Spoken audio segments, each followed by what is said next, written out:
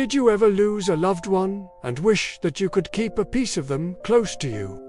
Well, in the Victorian era, that wish could be granted through an extremely popular type of jewelry: mourning jewelry made out of human hair. Hi, everyone. Welcome to this house. Today, we're going to be discussing the history of Victorian hair jewelry. So if you like stories like this, make sure to subscribe so you never miss an episode. During the Victorian era, which spanned from 1837 to 1901, jewelry made from the hair of loved ones was extremely popular. This may seem strange to us today, but during the Victorian era, this was a common and even fashionable way to remember and mourn those who had passed away. The trend began in the earlier part of the century and reached its peak during the reign of Queen Victoria. The most common type of hair jewelry was the ring, although brooches, bracelets, lockets, and even necklaces were worn as well. These pieces were typically made with a lock of the deceased person's hair that had been braided, woven, or otherwise crafted into a design. The hair would then be sealed under a glass or crystal surface to preserve it. Sometimes hair would be combined with precious metals such as gold or silver, or set with precious stones. The Victorians believed that the hair held the essence of the person it came from, and so it was important to keep it as intact as possible. While these pieces were often made to remember the dead, they were not always used for mourning. Hair jewelry was also exchanged between lovers, friends, and family members as a symbol of their connection.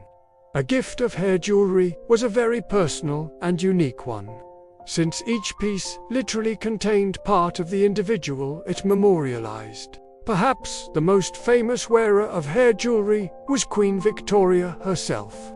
After the death of her husband, Prince Albert, in 1861, she began wearing a brooch made of his hair. She continued to wear this piece, along with other jewelry containing Albert's hair, for the rest of her life. In fact, after her own death in 1901, a lock of her hair was cut off and given to her favorite servant as a keepsake.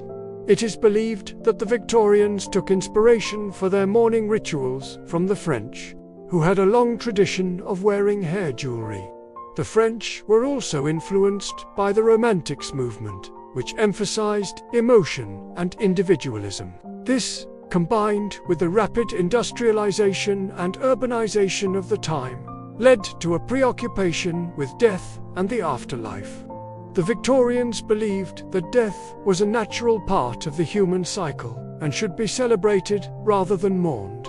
As a result, they developed elaborate customs surrounding death and burial, such as the use of hair jewelry. These pieces were often made by skilled artisans who specialized in hairwork.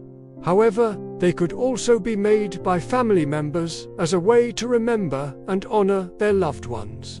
In fact, there were entire books and magazines devoted to the art of making hair jewelry, and kits could be purchased that contained all the materials and instructions needed to make a particular piece. Despite its popularity, hair jewelry fell out of style in the early 20th century.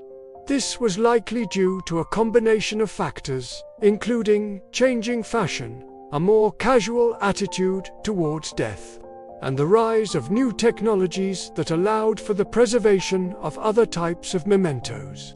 Today, surviving pieces of Victorian hair jewelry are highly prized by collectors. They are often displayed in antique shops and museums, where they serve as a reminder of a bygone era and the many ways that people have coped with death and loss throughout history. If you'd like to learn more about Victorian mourning customs, make sure to check out the additional resources. And while you're here, make sure to subscribe so you never miss an episode of this house. I would also like to say a special thank you to our supporters for supporting this channel. If you would like to be part of us, kindly subscribe and show your support for this channel. I'll see you next time.